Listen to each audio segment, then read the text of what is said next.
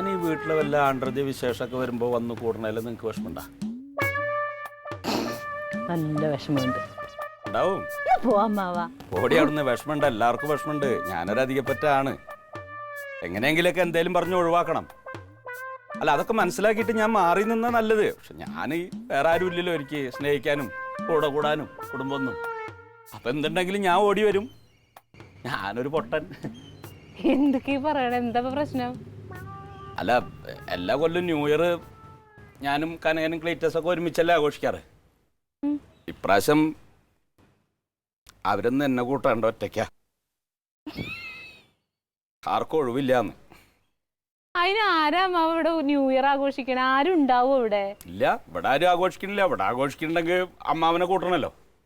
ഇവിടെ നിന്നല്ലേ എങ്ങും ആഘോഷിക്കണല്ലോ, എല്ലാവരും ഒന്ന് തിരക്കാ. എന്ത് തിരക്ക്? ക്ലീറ്റോന് പാർട്ടിയുടെ മീറ്റിംഗ് ഇല്ല എറണാകുളത്ത്. എടി പോത്ത, ഡിസംബർ 31 ആരെങ്കിലും പാർട്ടി മീറ്റിംഗ് വെക്കോ? ഓരോ കാരണം പറഞ്ഞു പോണല്ലേ. ക്ലീറ്റോ നമ്മളെ പോലെ സാധാരണക്കാരാണോ അവര്? ഒരു പാർട്ടിക്ക് അങ്ങനെ ക്രിസ്മസ് ഒന്നും ന്യൂ ഇയറിനൊന്നും ഇല്ല. അവർക്ക് മീറ്റിംഗ് വെക്കണമെന്ന് തോന്നുമ്പോ അവര് വെക്കും. ഓ, വെറുതെ അല്ലേടി എന്നെ പോത്തെന്ന് വിളിക്കണം.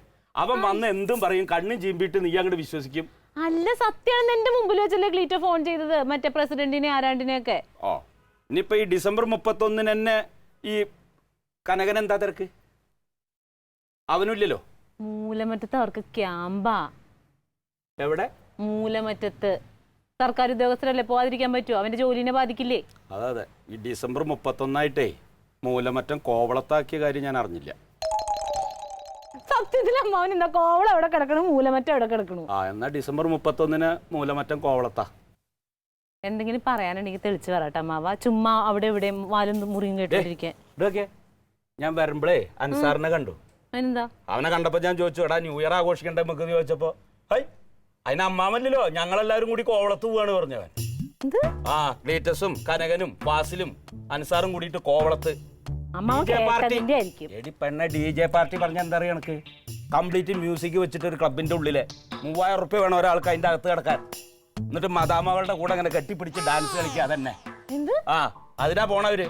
ഇതൊക്കെ അറിഞ്ഞിട്ടാ ഞാൻ വന്ന്. അതിന് അവർക്ക് ഡാൻസ് ഒന്നും കളിക്കാൻ അറിയില്ലല്ലോ. കള്ളന്മാരായിട്ട് അവരുടെ മുഖത്ത് നോക്കിയിട്ട് ഞാൻ ഇതിന്റെ വിവരം അറിയാൻ വേണ്ടി ഇങ്ങനെ ചോദിച്ചപ്പോഴേ, എന്റെ കേട്ടോന്റെ ആങ്ങളുടെ അഭിനയം കാണണം നീ.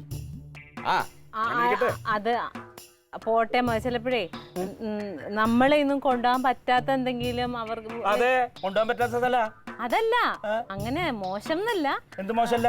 ഇങ്ങനെ പാർട്ടിക്കാർക്കോ കോവളത്ത് ന്യൂ ഇയർ ആഘോഷം കണ്ടിട്ടുണ്ടോ നീ? കഴിഞ്ഞല്ലോ അവിടെ എന്താ നടന്നെന്നറിയാ നീ? അവിടെ ചൂരിലോണ്ട് പോലീസ് ഇങ്ങനെ ചന്തിക്കടിക്കായിരുന്നു ഓരോരുത്തരുടെ. ഫാമിലി അടക്കം വരണവരെ ഊതിക്കായിരുന്നു. കള്ളു കുടിച്ചിട്ടുണ്ടോ? കള്ളു കുടിച്ചു എന്ന് അറിഞ്ഞ അടിയാ. എടി മദാമകളുടെ കൂടെ, ഈ തുണിയില്ലാത്ത മദാമകളുടെ കൂടെ ഇങ്ങനെ DJ മ്യൂസിക്കിനനുസരിച്ച് ഇങ്ങനെ കളിക്കലും കള്ളു കുടിക്കലാണ് അവിടെ. നമ്മുടെ കേരള സംസ്കാരം എന്നല്ല അവിടെ. വേണ്ട, ചെയ്യണ്ട. കല്യാണം കഴിക്കാത്ത പിള്ളേര് ചിലപ്പോ കഞ്ചാവ് അടിച്ചിട്ടും കള്ളു കുടിച്ചിട്ടും ഡാൻസ് കളിക്കാൻ പോയിന്ന് വരും. അതുപോലെ ഇവൻ വളർന്നു വരുന്നൊരു പെങ്കൊച്ചില്ലേ, നാളെ പത്രത്തിൽ ഇങ്ങനെ കള്ളും കുടിച്ച് നടന്ന് പോലീസിന്റെ അടി കൊണ്ടുവന്ന് പേപ്പറിൽ ഫോട്ടോ കൂടി വന്നാൽ കുട്ടറ ഭാവി എന്താവും? അമ്മാമുണ്ടെങ്കിൽ അതൊന്നും നടക്കില്ലോ, തോന്നിയാസം നടക്കൂല. അമ്മാമില്ലെങ്കിൽ എന്തു ആവാം. ആ, ഞാനൊന്നിനില്ല, എന്താ ആയിക്കോട്ടെ. അവസാനം കുടുംബത്തിന് ചീത്തപ്പേരാകുമ്പോ അമ്മാവ പറഞ്ഞു കാല് പിടിക്കാൻ ഒരാളും വന്നേക്കരുത് ഇവിടെ. നിന്നോട് വീട്ടിലെ കാവല് നിൽക്കാൻ ഞാൻ ആരാ? അവിൽദാരുടെ കൂർക്കെ ഇവിടെ തോക്കും പിടിച്ച് നിൽക്കാൻ ന്യൂ ഇയർ ആഘോഷിക്കുന്ന സമയത്ത്? പോട്ടെ, പോയിട്ട് വരട്ടെ.